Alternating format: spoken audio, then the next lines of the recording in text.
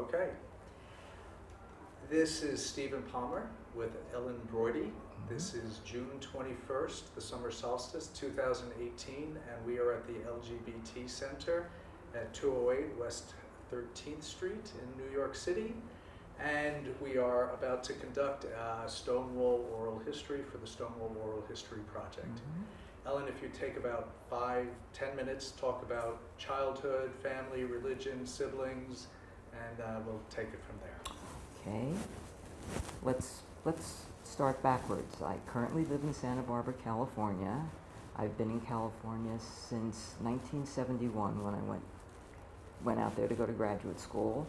But I was born and raised in New York City, in Manhattan. I was born at Flower Fifth Hospital on Fifth Avenue and about 105th Street near the Observatory Garden. I lived the first 4.5 years of my life with my grandparents in Brooklyn, right by the Newkirk Avenue subway stop. And then I moved with my parents to Stuyvesant Town for a year, and then to Peter Cooper down on 20th Street and East River Drive. I'm a product of the New York City public schools through the middle of the 5th grade, when actually I was asked to leave. I was a disruptive element in my classroom, and my parents were fortunate enough to be able to borrow money from my grandparents, because leaving school at 11 and a half was probably not the best thing to do. And I went to City and Country, which is a private progressive school that is literally a block and a half from here. And in fact, we walked past it and took a picture as we were coming over here. City and Country goes through the 8th grade. So when I graduated from City and Country, I went to school in Brooklyn for a year at Brooklyn Friends. That didn't work out any better than the public school had worked out. So I transferred in the 10th grade to a school called New Lincoln, which no longer exists, but started as a laboratory school of Columbia Teachers College, Lincoln Horace Mann. And they both split off. Horace Mann is in the Bronx now, the subject of some unfortunate publicity about child abuse. The Lincoln School split off and became New Lincoln. I graduated from New Lincoln in 1963, had a rather rough time in my freshman year of college, left college, stayed away from school till about 1967 when I came back to college. I went to NYU, Washington Square campus, majored in Near Eastern languages and classics. Then I'm going to get to the GLF part of it in a moment. Just going to finish this early part of my history. I left, graduated from NYU, went to graduate school at UCLA, then to library school at Berkeley. Then when my spouse, Joan, and I moved from Berkeley to the University of California, Irvine, I completed my PhD. I worked there as a librarian and as a teacher and completed my PhD in history. While I was at NYU, starting in, I can't remember, I guess I started in '65 at NYU, I was very involved in something called the Student Homophile League. And the funniest story I have about the Student Homophile League, homophile was, the term that we used. We didn't have gay pride, we weren't even queer then, we were homophiles. And the Interfaith Center was the only place on campus that would allow us to have a mailbox, the Student Homophile League. And I went over one day to pick up our mail from the Student Homophile League mailbox, and I pulled out an envelope. I opened it, didn't read it, just opened it, saying, it was from the YMCA, saying, "We would so love to have the members of your group come join us at the YMCA." It's a very, very, very clean facility. Our pool is kept immaculate. The locker rooms are immaculate. I'm reading this and they're telling me what a clean, safe place this is. So I flip over the envelope and it's addressed to me in care of the Student Hemophile League. They were trying to assure me that if one of my members started to bleed, that they would have all the, so that's where we were in 1965 with Pride. But shortly there, but the Student Hemophile League was actually pretty active. We met in the student union in an unmarked room, but people came, and I was surprised. It was, I think it was a mark of bravery to actually show up there. In 1966 or 1967, Craig Rodwell opened the Oscar Wilde Memorial Bookshop on Mercer Street. Mercer Street sits right in the middle of the NYU downtown campus. In fact, it's on the same block, like 2 blocks away from the Triangle Shirtwaist Factory, another significant building at NYU. But Craig opened the bookstore, and the woman I was partners with at that point, Linda Rhodes, and I started hanging out there. And we would work shifts there. It was all volunteer. Craig was a very interesting guy, very political, extremely committed to the dignity of homosexuals, the humanity and the dignity. He was not, however, a feminist. In fact, he published a newsletter for a time, Homophile Youth Movement, or HIM. So this kind of made women feel a little less than immediately involved in the movement.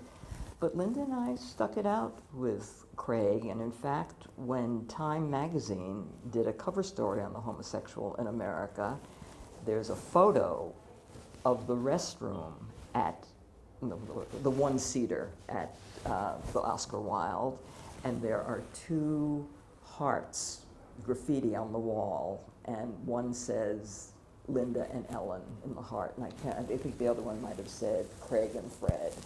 So that was the Diana Davies photograph, which I think may have been in that issue of Time magazine.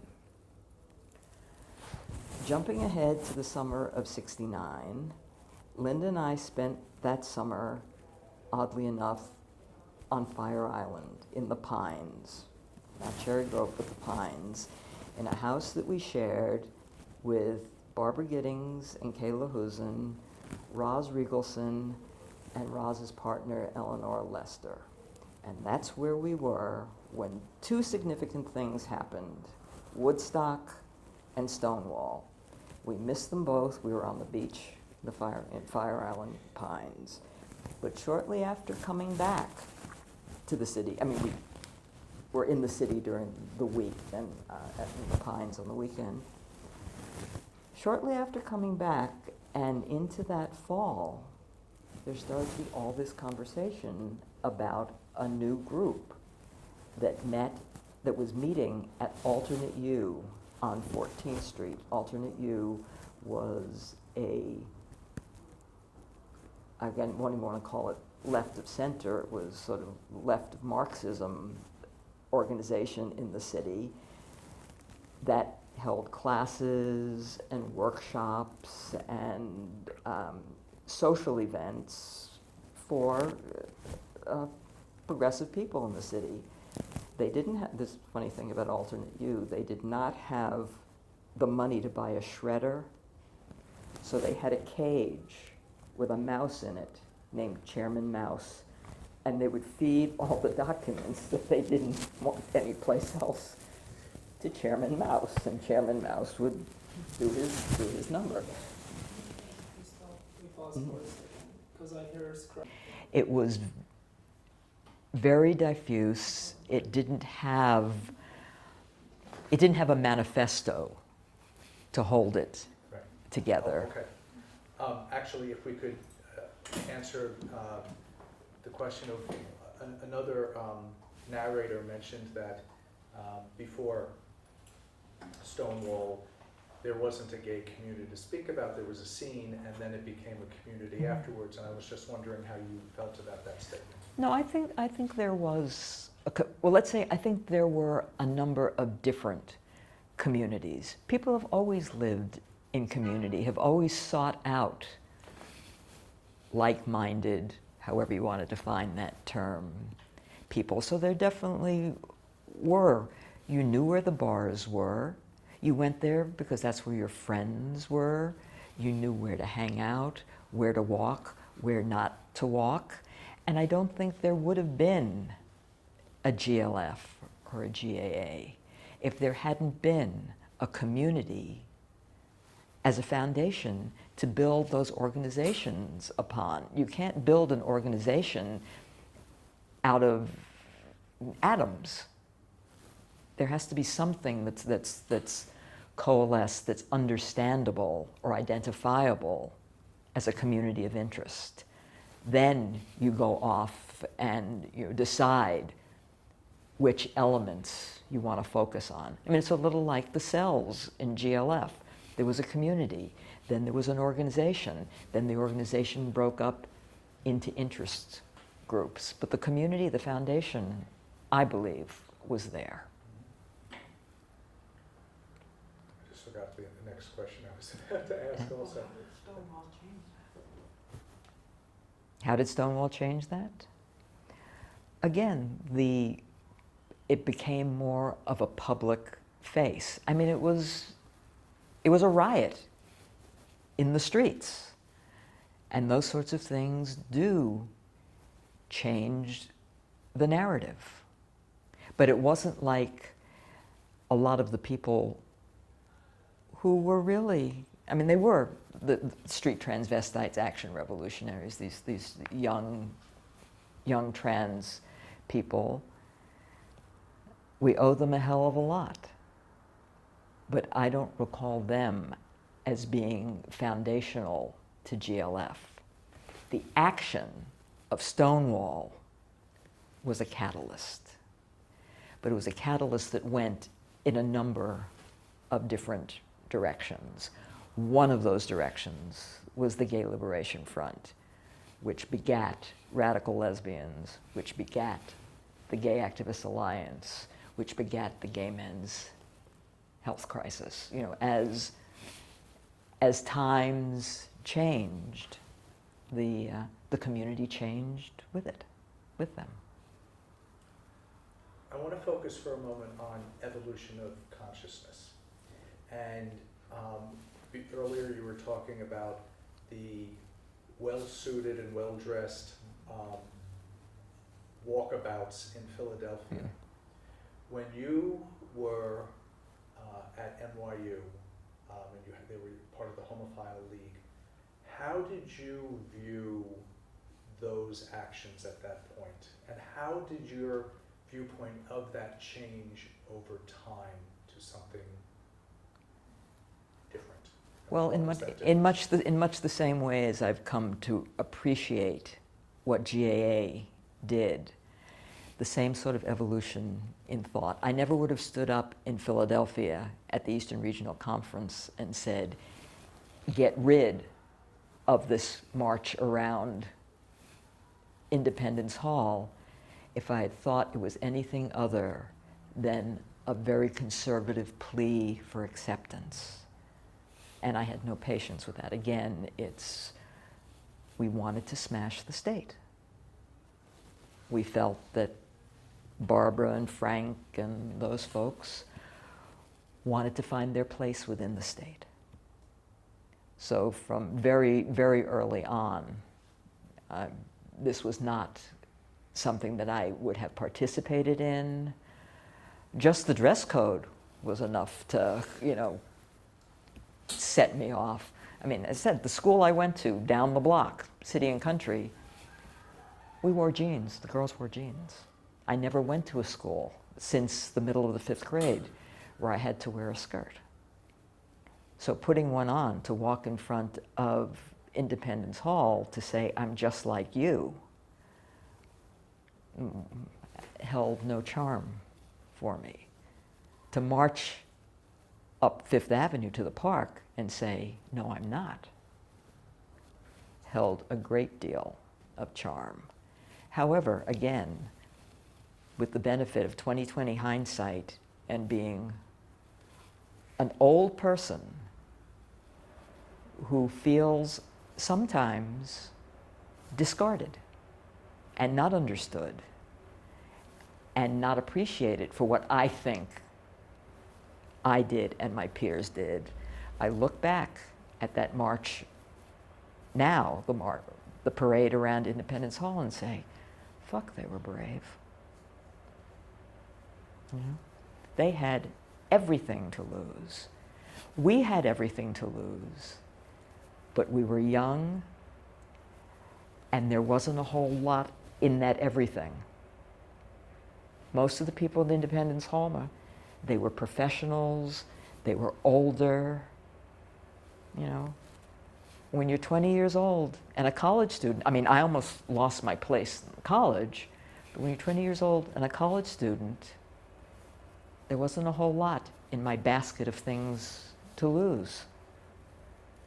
So I've come to realize that.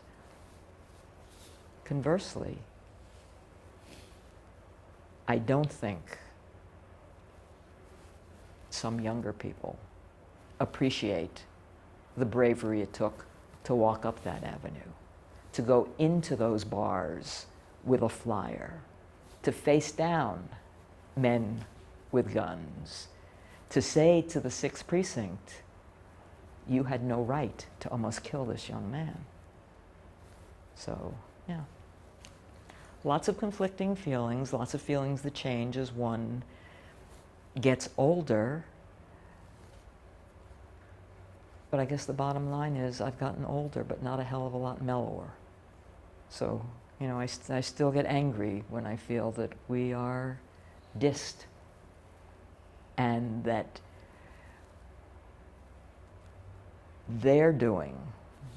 whatever's going on now, the new LGBTQ movement, is doing exactly what we did. We refuse to acknowledge the shoulders that we stood on. And I believe that's happening now. Mm-hmm. That's very interesting. Mm-hmm. There is a friend of mine who lives at Page and Ashbury in The Hague, Joey Kane, who runs the GLBT Center in San Francisco, said something to me not too long ago about the letters, you know, and he said, I am a gay man. Mm-hmm. I'm a gay man. That's a place that I occupy. Yes. I'm not saying that there can't be fluidity and so on, but I do get the feeling that the folks who go for the fluidity are saying that my stationariness, I'm using my own words mm-hmm. now, means that there's something wrong with me. Well, just the term cisgender has an implication, has a negative connotation. I mean, it's thrown at you.